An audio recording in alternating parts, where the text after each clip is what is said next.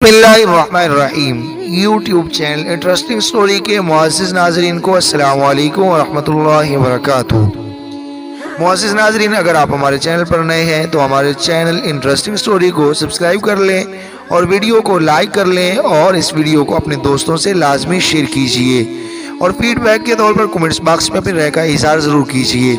तो लीजिए अब बगैर किसी ताख़ीर के चलते हैं अपनी वीडियो की जानिब। मैं कबीर दादा की दोस्त हूँ, यकीनन मुझे पकाना तुम्हारे लिए सूदमंद नहीं रहेगा। इसका पुरएतमाद अंदाज बरकरार रहा। वो ये मौका खोना नहीं चाहती थी। इसके मुंह से कबीर दादा का नाम सुनकर चौकीदार चौंक गया था। इसके साथ ही इसके चेहरे पर शकूक बराई परछाइयाँ लहराने लगी थी। तुम होश में तो हो ना? एक लम्हा की खामोशी के बाद इसके होंठों से सरसराती हुई आवाज़ बरामद हुई थी। वो मुस्कुराई। नशा तो मैं नहीं करती लड़की, ये एडवेंचर तुम्हें किसी मुसीबत में ना डाल दे। चौकीदार आखिरी दम तक इसे नसीहत करने से बाज नहीं आया था। मैं ना नशे में हूँ, ना मजाक कर रही हूँ और ना मुझे किसी एडवेंचर का शौक चढ़ा है।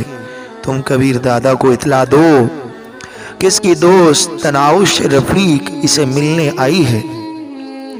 इसके बाएतमाद अंदाज पर चौकीदार इसे घूरता रह गया था।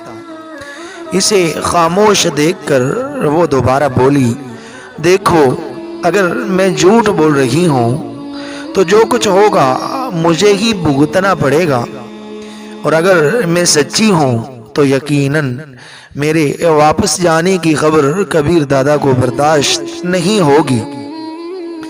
इसकी दोस्त को गेट से वापस भेज देने वाले चौकीदार के साथ वो क्या सुलूक करेगा, इसका अंदाज़ा लगाना शायद तुम्हारे लिए मुश्किल ना हो। इस मर्तबा इसकी धमकी काम कर गई थी। चौकीदार वापस गेट के अंदर गया और इंटरकॉम उठाकर किसी से पूछने लगा, अंदर आ जाएं। 2 मिनट बाद इसने तनाउश को अंदर आने का कहा। वो ज़ैली खिड़की से अंदर दाखिल हुई। चौकीदार ने इसके बैग की तलाशी ली। मशीन इसके जिस्म के गिर्द घुमाकर इसके पास किसी हथियार वगैरह की गैर मौजूदगी को यकीनी बनाया और इसे अंदर जाने की इजाज़त दे दी। वो महलनुमा कोठी थी। गेट से अंदरूनी इमारत तक सीमेंट का पुख्ता रास्ता बना हुआ था, जो अंदरूनी इमारत के करीब जाकर बाएं जानिब मुड़कर गैराज तक पहुंचता था। पुख्ता रास्ते के दोनों जानिब खुशनुमा फूलों की क्यारियां लगी थी। क्यारियों से मुत्तसिल ऑस्ट्रेलियन घास के खुशनुमा क़िते थे।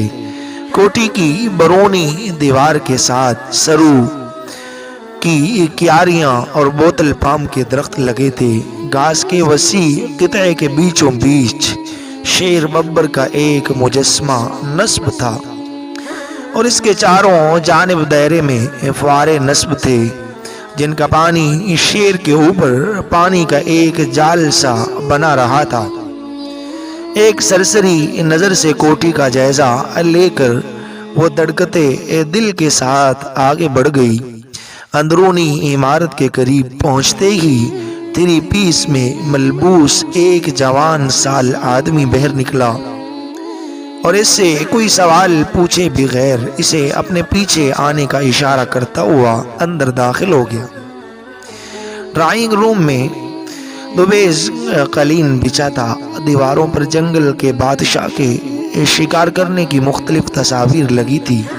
किसी जगह पर शेर ने हिरन को मुंह में दबाया हुआ था, कहीं बैल के ऊपर सवार था, कहीं 12 सिंगे को जकड़ा हुआ था और कहीं हाथी और ज़राफे जैसे अजीमुल जसा जानवर पर झपट रहा था। साफ नजर आ रहा था कि शेर बब्बर घर के मालिक का पसंदीदा दरिंदा था। जी मिस, आपने किस सिलसिले में कबीर दादा से मिलना है? इसे बैठने का इशारा करते हुए इसने बज़ाहिर मुअद्दिब अंदाज में पूछा।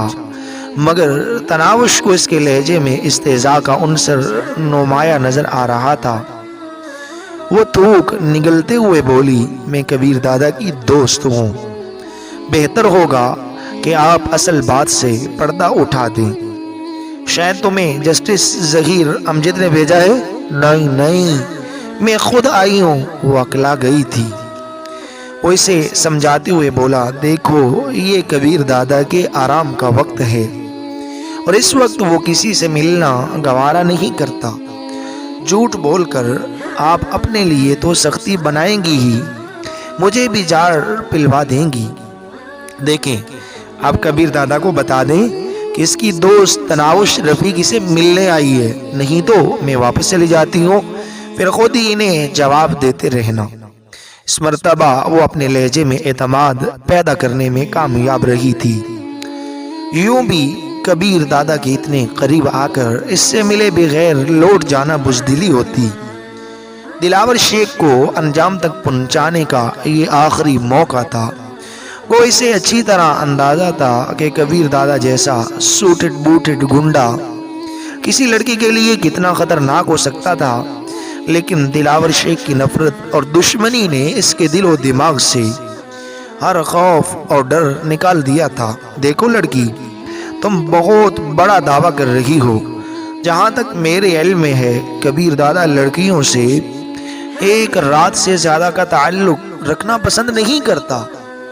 اسے تناوش کی بات پر یقین کرنا مشکل ہو رہا تھا، اور جو کچھ اس نے کہا وہ سن کر تناوش کا چہرہ بھی حیا سے لال ہو گیا تھا، مگر وہ پیچھے ہٹنے کو تیار نہیں تھی۔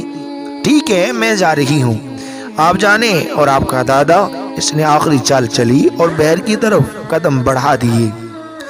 1 منٹ مس، اسے رکنے کا کہہ کر وہ بادل نخواستہ لکڑی کے منقش دروازے کی طرف بڑھا اور جھجکتے ہوئے دروازے کے اوپر لگا ہوا ایک بٹن دبا دیا۔ تناوش کو اس کے چہرے پر پسینے کے قطرے چمکتے ہوئے نظر آ رہے تھے۔ یقیناً یہ کبیر دادا کا روب ہی تھا کہ اس کے خاص بندے کی بھی ڈر کے مارے یہ حالت ہو رہی تھی۔ لمحہ بھر بعد ہی دروازہ ایک جھٹکے سے کھلا۔ وہ قمیض اتار چکا تھا اور بے بازو کی سفید بنیان، پتلون اور ہوائی چپلوں میں وہ دروازے پر نمودار ہوا۔ اس کے چہرے پر حیرانی کے اثرات تھے۔ خدمتگار نے خشک ہونٹوں پر زبان پھیرتے ہوئے کہا، بوس، آپ کی دوست ملنے پر اصرار کر رہی تھی۔ میری دوست؟ اس کے لہجے میں شامل حیرانی تناوش کے لیے غیر متوقع نہیں تھی۔ اس کے ساتھ ہی اس نے صوفے پر بیٹھی تناوش کی طرف دیکھا، جو اسے دیکھتے ہی کھڑی ہو گئی تھی۔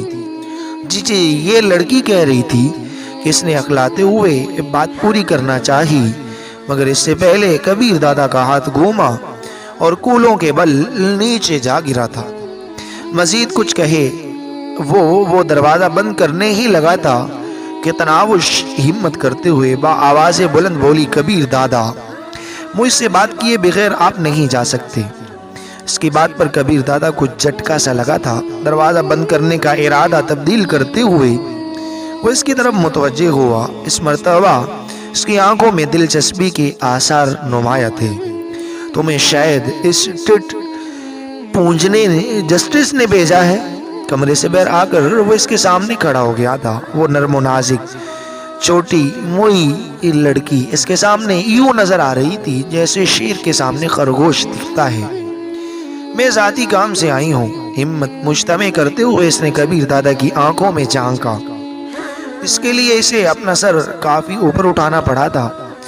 شہر بھر میں تمہیں میں ہی سوشل ورکر نظر آیا ہوں، تنزیہ لہجے میں کہہ کر وہ پیچھے مڑا۔ بات سن لینے میں حرج ہی کیا ہے، شاید آپ کو بھی کوئی فائدہ نظر آ جائے۔ گہرا سانس لیتے ہوئے وہ دوبارہ اس کی طرف متوجہ ہوا۔ تمہارے پاس 2 منٹ ہیں، جس میں سے 5 سیکنڈ گزر چکے ہیں۔ اس نے کلائی پر بندی سنہرے ڈائل کی قیمتی گھڑی آنکھوں کے سامنے پکڑ لی۔ مجھے ایک آدمی کو قتل کرنا ہے اور اس کے لیے آپ کی مدد چاہیے۔ بدلے میں آپ کو جو بھی درکار ہوگا میں دوں گی۔ نہ چاہتے ہوئے بھی اس کے منہ سے کہکا برآمد ہوا جو بالکل اوپرا اوپرا لگ رہا تھا۔ یقیناً اس کے ہونٹ ہنسنے کے لیے نہیں بنے تھے۔ لڑکی، مجھے بالکل اندازہ نہیں ہو رہا کہ تم کیا چاہتی ہو۔ ایک بات تو یقینی ہے کہ تم کبیر دادا سے ذرا سی بھی واقفیت نہیں رکھتی ہو۔ آپ مجھے تھوڑا وقت دیں گے تو میں اپنے بارے میں کچھ بتا پاؤں گی۔ 2 منٹ میں کیا وضاحت کر سکتی ہوں؟ اچھا بولو۔ صوفے پر نشست سنبھالتے ہوئے اس نے تھپڑ کھائے ہوئے خدمتگار کو دفع ہونے کا اشارہ کیا۔ تناوش کو بیٹھنے کا اس نے نہیں کہا تھا۔ اس کی اجازت کے بغیر اس کے سامنے نشست سنبھالتے ہوئے کہنے لگی، میں ایک بے سہارا یتیم لڑکی ہوں۔ ہمارے محلے کا گنڈا دلاور شیخ مجھے آئے روز تنگ کرتا ہے۔ نہ تو اس ظالم کے خلاف پولیس کوئی کارروائی کرتی ہے اور نہ کوئی محلے دار ہماری مدد کرتا ہے۔ اس نے میرے بڑے بھائی کو بھی بے دردی سے قتل کر دیا ہے۔ وہ کہتا ہے کہ جیسے ہی میں BA کر لوں گی وہ مجھ سے زبردستی شادی کرے گا، اور اگر اس سے پہلے میں نے کسی سے شادی کی کوشش کی تو وہ اسے قتل کر کے اسی وقت مجھ سے شادی کر لے گا۔ تو کبیر دادا نے ساری تفصیل سنتے ہی کندھے اچکائے۔ کیا میں خوبصورت نہیں ہوں؟ تناوش نے اس کی آنکھوں میں دیکھتے ہوئے بے باکی سے پوچھا، مجھے تمہاری خوبصورتی سے کیا لینا؟ دلاور شیخ کو قتل کرنے میں میری مدد کرو اور مجھے حاصل کر لو۔ یہ بات کرتے ہوئے اسے خود بھی اندازہ نہیں تھا کہ وہ کیا کہہ رہی ہے۔ تم پاگل ہو یا احمق؟ دلاور شیخ سے اپنی عزت بچانے کے لیے تم اپنی عزت ہی بیچ کر اسے مارنا چاہ رہی ہو۔ عزت نہیں بیچ رہی بلکہ ہم دونوں کا نکاح پڑھایا جائے گا۔ کیا یقیناً تم جاگتے میں خواب دیکھنے کی عادی ہو؟ کبیر دادا نے اٹھنے کے لیے پر تولے۔